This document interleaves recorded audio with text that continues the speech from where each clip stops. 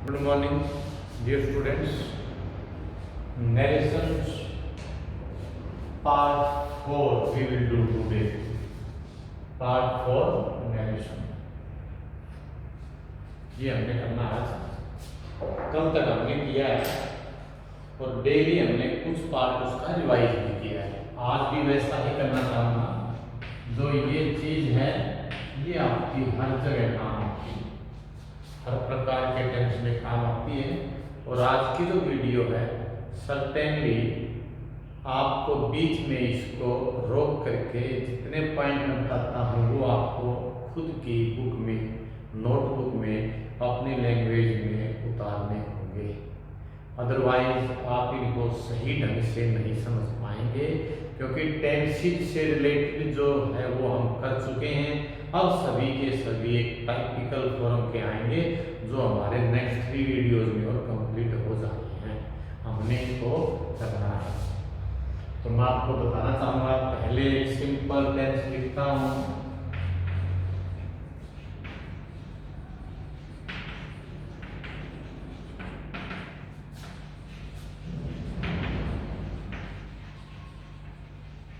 Did he attend the party? ये वाक्य आ गया, क्योंकि हम स्टार्ट में एक दो सेंटेंस बना लेंगे ताकि पीछे का रिवाइज होता रहेगा तो अच्छा रहेगा वो। तो इसको बढ़ाते हैं। ये क्या है? इसका सब्जेक्ट है। ये क्या है? ऑब्जेक्ट है। ये पूरी लाइन क्या है? रिपोर्टिंग वर्ब है, रिपोर्टिंग। ये पूरी लाइन क्या है? रिपोर्टेड स्पीच है। पहले इसका हिसाब होगा। इस सेट टू को हमने चेंज करना है, दो ही हैं। इसको मैं आस्क करूं या मैं टोल्ड करूं, depending on the nature of sentence in reported speech. ये इंटरोगेटिव है तो ये इंटरोगेटिव है, ये आस्क रहेगा। ये दे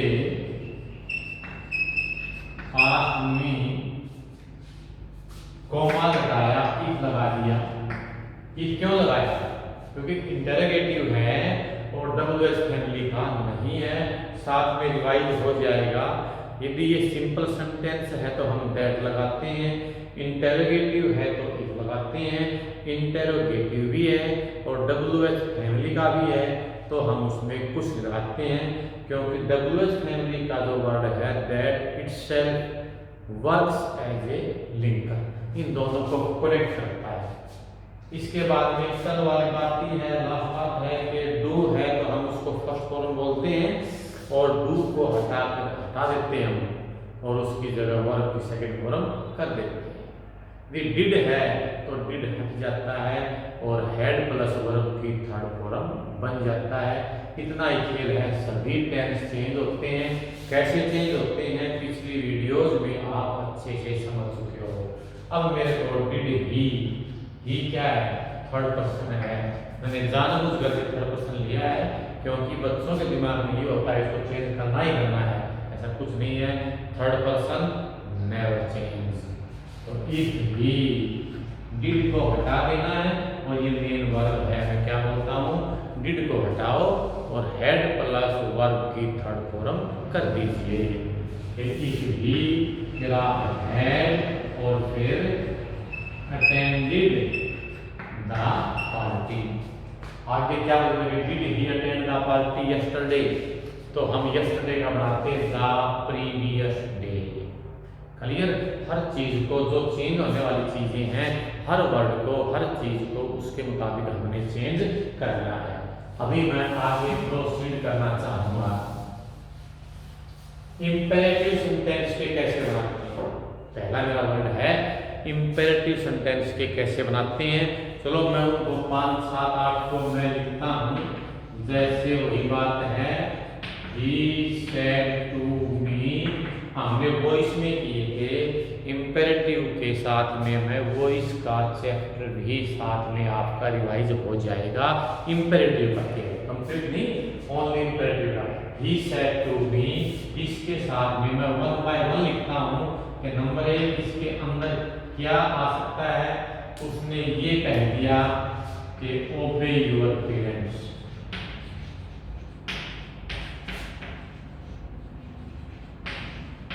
ठीक है। दूसरा उसने ये कह दिया shot at the end, shoot आएगा, शूट एट द एंड, हमेशा ये फर्स्ट फॉर्म आती है। इसके अलावा उसने हमको ये कह दिया ओपन द डोर, ठीक है। उसने हमको ये कह दिया do not make a noise,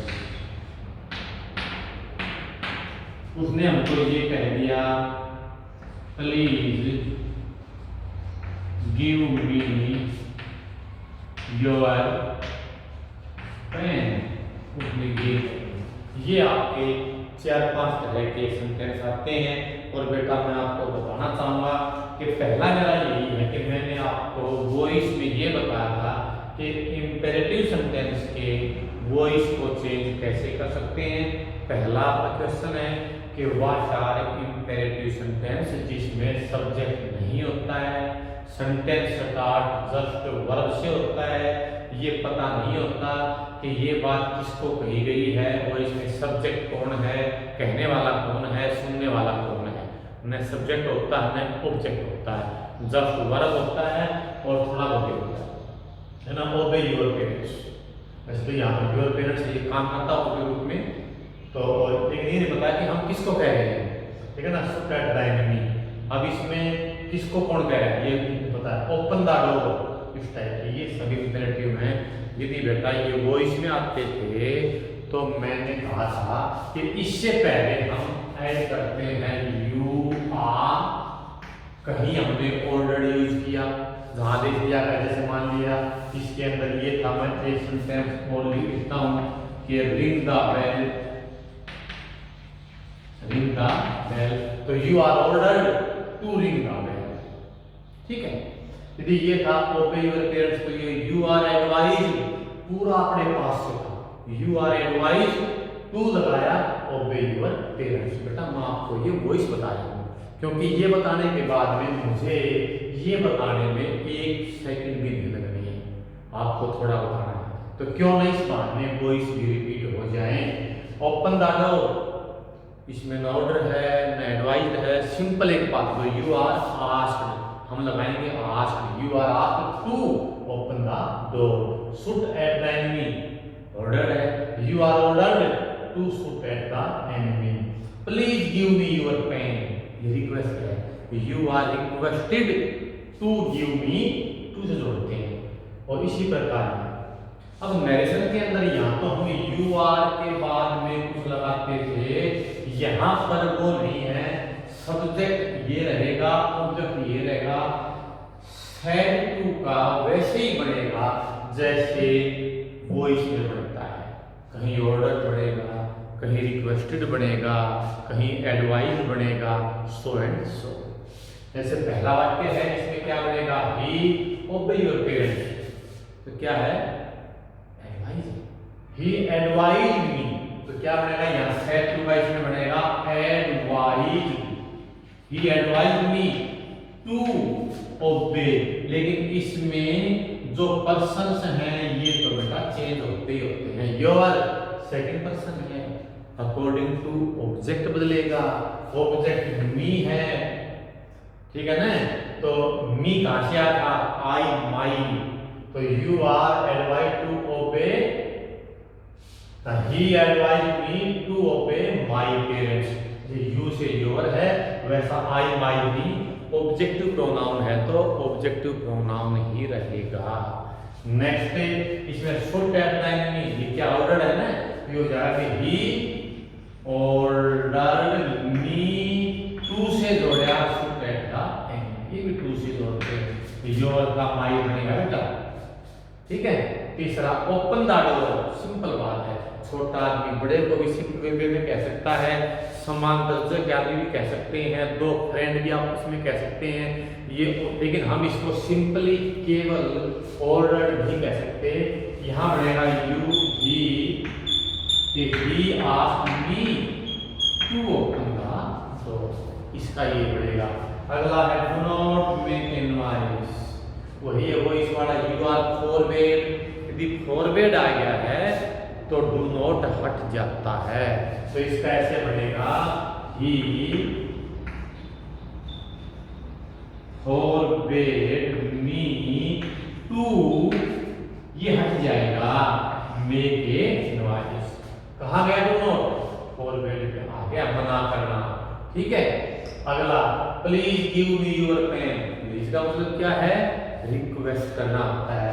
तो इसका बनेगा ही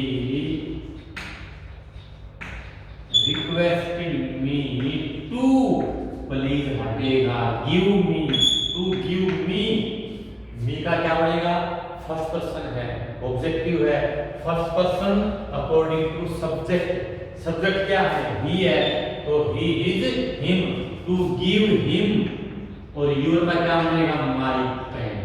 ये चेंज होते हैं बेटा, to give him my pen, क्योंकि यूर का माई हम पहले बना चुके हैं, इसलिए मैंने यहाँ जरा टाइम भी दिया है। नेक्स्ट रिंग द बेल, घंटी का ऑर्डर है, ये बनेगा ही ऑर्डर्ड मी, टू लगाया और रिंग द बेल किया, और आर को हम छोटा भी कर देंगे। तो ये थे बेटा आपके जो नरेशन इंपेरेटिव सेंटेंस के चेंज होते हैं। इसके अलावा कुछ और भी हो सकते हैं। तो एज पर सेंस हम सेड टू को चेंज कर देंगे।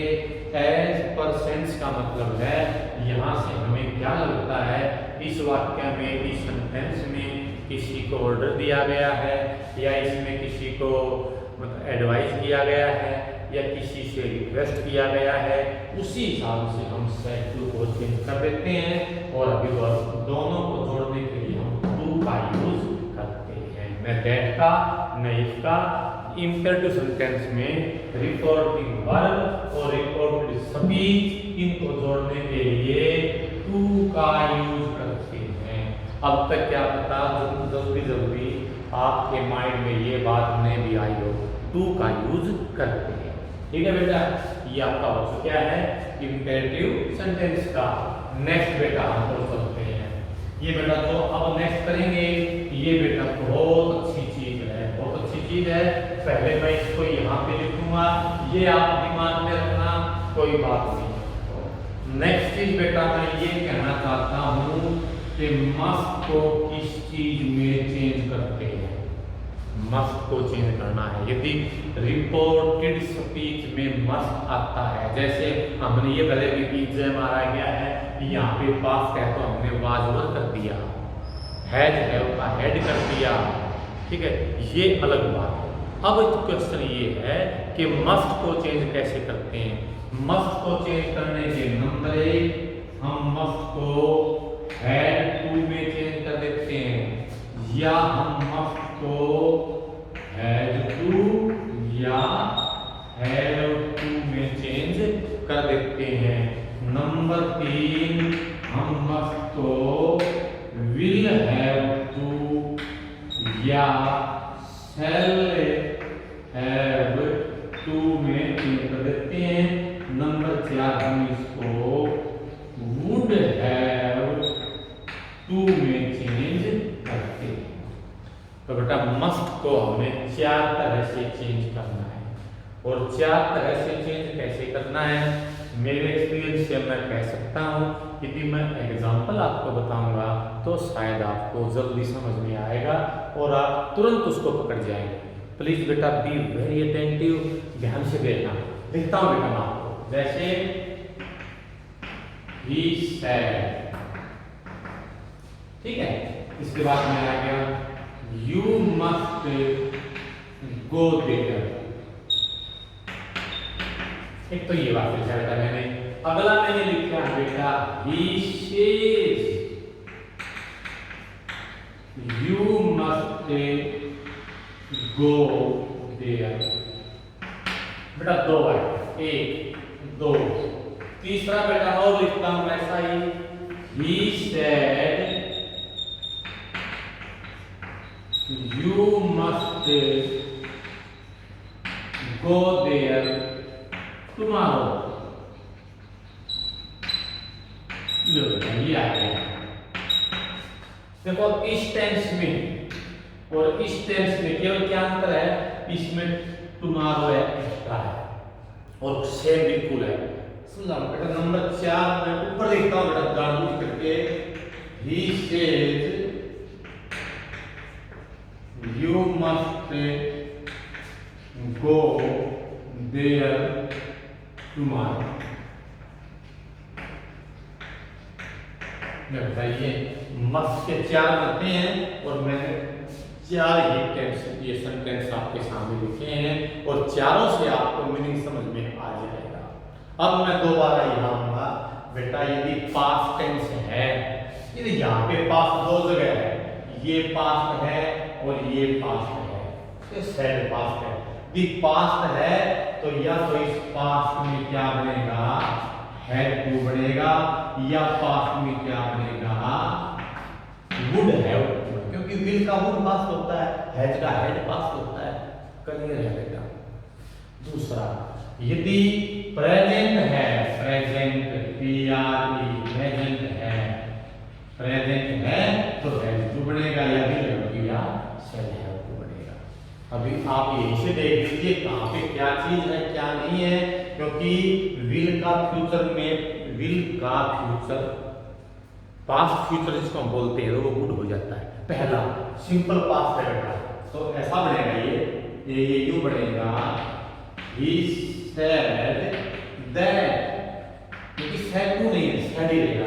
he said that you, यहाँ पे ऑब्जेक्ट है ही नहीं और सेकंड पर्सन चेंज होता है ऑब्जेक्ट के अनुसार। और यदि सेंटेंस में ऑब्जेक्ट नहीं है तो हम यू का या तो ही बनाएंगे या दे बना देंगे, ऐसा ही है। तो he said that, he, you का बना दिया मैंने ही, मस्ट का बना दिया मैंने हैड टू, और गो देयर। देखो बेटा यहाँ मैंने मस्ट का क्या बनाया, हैड टू, क्योंकि सीधा पास्ट है, हैड टू बना दिया। ठीक है बेटा। अब इसके बाद मैं इसको बनाऊंगा, कैसे बनाऊंगा, कोई सेम, he said that, फिर मैंने यू का बनाऊंगा ही। देखो बेटा इसमें मस्ट तो है ही है, पास्ट तो है ही है, लेकिन फ्यूचर का इंडिकेशन है तो हैड टू नहीं वुड हैव टू बनेगा, क्योंकि विल का वुड बनता है। टुमारो का मतलब क्या होता है, फ्यूचर टेंस, और फ्यूचर की हेल्पिंग मतलब विल या सेल होती है, और फ्यूचर को यदि फिर पास्ट में लेकर के जाएंगे तो विल का वुड बन जाएगा।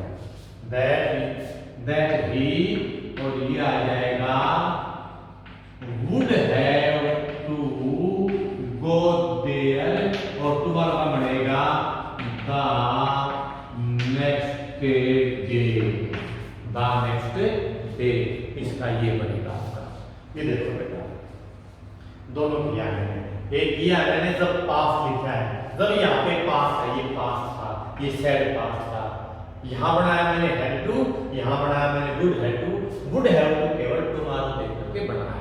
अब मैं आपको ही सैड है, ही सेड है, अगला सेम है, तो इसमें ये बनेगा ही सेड दैट, ही का यू का बनेगा, ही मस्ट का बनता है या हैज टू या हैव टू, ही सिंगुलर है तो हैज टू बन जाएगा, he has to go there.